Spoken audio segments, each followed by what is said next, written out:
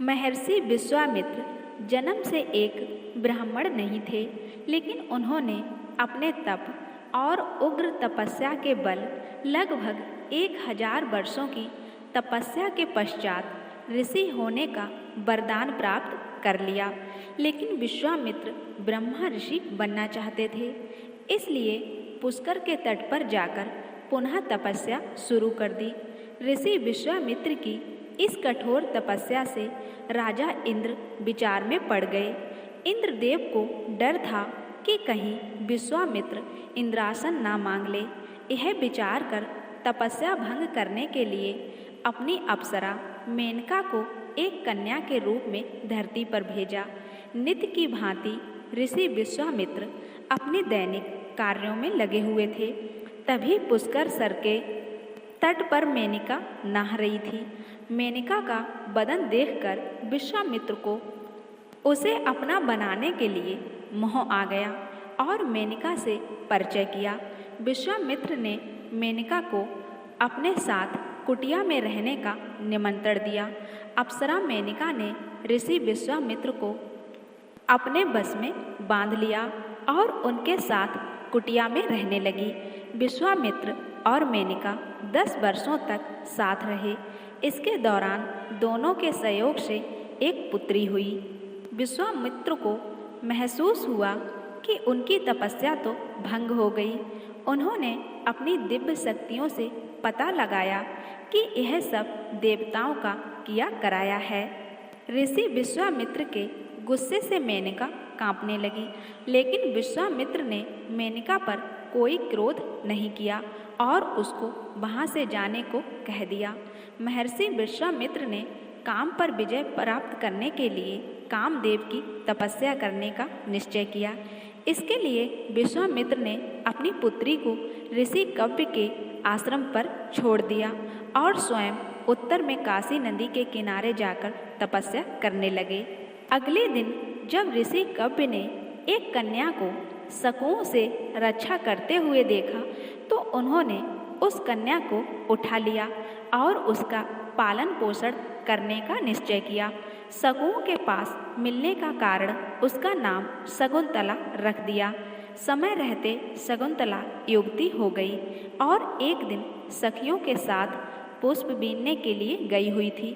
तभी पुरु वंश के राजा दुष्यंत एक दौरे के लिए वहाँ से गुजर रहे थे।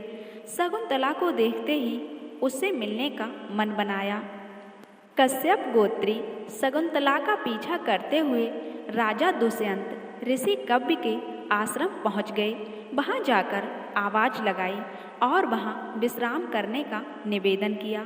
जब राजा दुष्यंत ने पुनः शकुंतला को देखा तो कहा, हे कुमारी, तुम्हारा रूप अनुपम है, मैं तुमसे विवाह करना चाहता हूँ। कुमारी शकुंतला ने कहा, मेरे पिता कव्य अभी यहाँ नहीं हैं, जब वो आ जाएंगे तब उनकी अनुमति से मैं आपसे विवाह कर सकती हूँ। शकुंतला ने एक शर्त रखी कि हमसे जो पुत्र होगा आप उसको सम्राट घोषित करेंगे। राजा दुष्यंत ने उनकी बात मान ली। राजा दुष्यंत ने कहा कि महर्षि कव्य तो अखंड ब्रह्मचारी हैं, फिर वो तुम्हारे पिता कैसे हुए? शकुंतला ने बताया कि उनके पिता विश्वामित्र हैं जो तपस्या कर रहे हैं और मेरी माँ देवकी लोक अप्सरा है। जन्म से ही ऋषि कव्य ने मेरा लालन पालन किया है, अतः वो ही मेरे पिता हैं। राजा दुष्यंत ने शकुंतला को बताया कि तुम एक ब्राह्मण नहीं राजकन्या हो और हम गंधर्व विवाह कर सकते हैं। तुम अपने आप को मुझे दान कर दो। राजा दुष्यंत के निवेदन पर शकुंतला ने विवाह कर समागम कर लिया। कुछ समय पश्चात राजा दुष्यंत शकुंतला को दिलासा देते हुए कहा कि मैं शीघ्र ही तुमको यहाँ से लेकर जाऊँगा। शकुंतला को अपनी एक अंगूठी देकर वहाँ से चले गए। जब महर्षि कव्य आश्रम आए तो शकुंतला ने अपने पिता को सब कुछ बताने से डर रही थी। ऋषि कव्य ने अपनी दिव्य दृष्टि से सब कुछ जान लिया और मुस्कुराते हुए कहा, बेटी, तुमने कोई गलत काम नहीं किया है। राजा दुष्यंत एक अत्यंत शक्तिशाली राजा है और तुम दोनों से जो पुत्र पैदा होगा वो इस बड़ा ही तेज होगा और बलवान होगा। एक दिन महर्षि दुर्वासा अपने मित्र कव्य से मिलने आए। उस वक्त कव्य वहाँ मौजूद नहीं थे।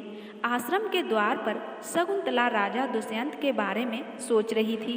महर्षि दुर्वासा के कहने पर भी शकुंतला का ध्यान नहीं टूटा। तब महर्षि दुर्वासा ने दुष्ट तपसी कहकर अतिथि के अनादर करने के कारण शकुंतला को श्राप दे दिया। हे नारी, तुम इस काल में जिसका स्मरण कर रही हो वह भी तुमको भूल जाएगा। तब अचानक शकुंतला का ध्यान टूटा।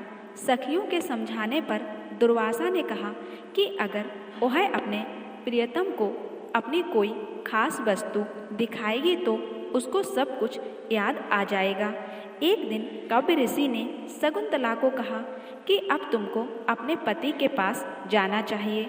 विवाहित स्त्री का इस तरह रहना कीर्ति और धर्म का घातक अपमान है। शकुंतला अपनी माँ समान दासी गौतमी के साथ हस्तिनापुर के लिए निकल गई। रास्ते में गंगा से पानी पीने के लिए जैसे ही शकुंतला ने अपनी अंजलि भरी तो उसकी अंगूठी पानी में गिर गई, लेकिन उसको इसका पता नहीं चला। जब शकुंतला हस्तिनापुर पहुंची तो उसने स्वयं को उनकी पत्नी बताते हुए कहा, आपके राज्य का सम्राट उनकी कोख में पल रहा है। तब राजा दुष्यंत ने तपसी स्त्री कहते हुए शकुंतला का तिरस्कार किया। तब गौतमी ने कहा कि तुम इनको अपनी अंगूठी दिखाओ।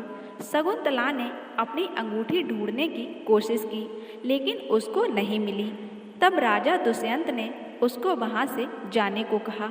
गौतमी ने कहा कि हम वापस ऋषि कव्य के आश्रम लौट चलते हैं, लेकिन एक दास ने कहा कि हम शकुंतला को यहीं पर छोड़कर चलेंगे। इतना कहकर दासी लोग वहाँ से निकल दिए।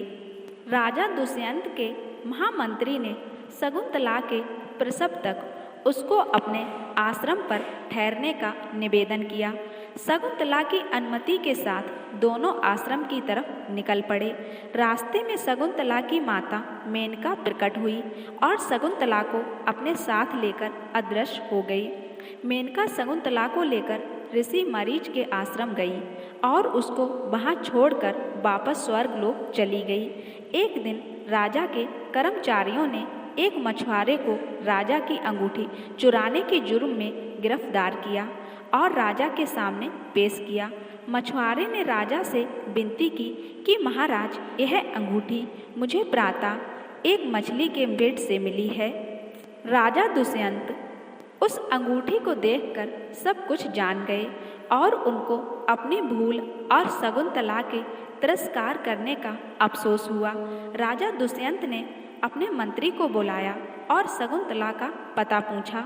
मेनका के साथ अदृश्य होने की बात सुनकर राजा दुखी हो गए। लगभग 6 साल बीत चुके थे। एक दिन भगवान इंद्र का दूत राजा दुष्यंत के दरबार में आया और दानवों के खिलाफ देवताओं की सहायता करने का निवेदन किया। दानवों और देवताओं के बीच में घमासान युद्ध हुआ। देवताओं ने विजय प्राप्त की। जब दूत पुनः दुष्यंत को धरती पर छोड़ने आए तो एक अज्ञात स्थान पर छोड़ दिया। राजा दुष्यंत जंगल से होकर आगे बढ़ रहे थे। राजा दुष्यंत ने सुना कि कोई बच्चा खेल रहा है। ढूंढते ढूंढते दुष्यंत उस बच्चे के पास पहुंच गए।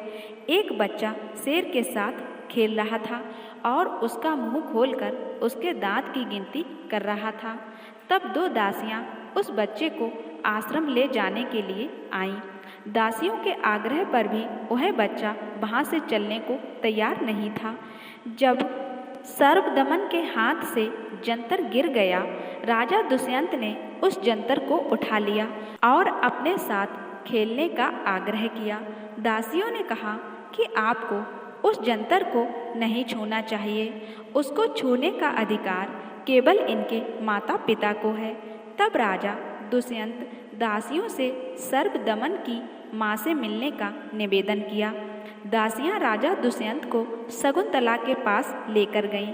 दोनों ने एक दूसरे को पहचान लिया और एक दूसरे से क्षमा मांगने लगे। तब शकुंतला ने सर्पदमन को अपने पिता से परिचय करवाया। राजा दुष्यंत ने शकुंतला को महल चलने का प्रस्ताव रखा। शकुंतला ने महर्षि मारीच की अनुमति लेने को कहा। महर्षि मारीच की अनुमति और आशीर्वाद सहित तीनों हस्तिनापुर लौट जाते हैं। सर्पदमन जो कि आगे चलकर राजा भरत के नाम से प्रसिद्ध हुआ। तो यह थी राजा दुष्यंत और शकुंतला की पौराणिक और प्रेम कथा।